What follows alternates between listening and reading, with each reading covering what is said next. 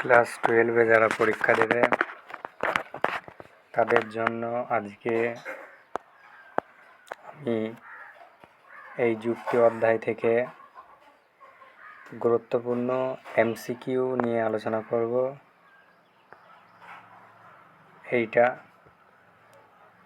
এখান থেকে 3টে এমসিকিউ আসে, একটা এসিকিউ লিখতে হয় আর বড় প্রশ্ন থাকে না। টোটাল 4 নাম্বার আসে এখান থেকে। তো কোন সেই গুরুত্বপূর্ণ এমসিকিউ যুক্তি অধ্যায় থেকে, সেই প্রশ্নগুলো দেখে নিই। অবশ্যই প্রশ্নগুলোই আসবে, আমি গ্যারান্টি দিতে পারি।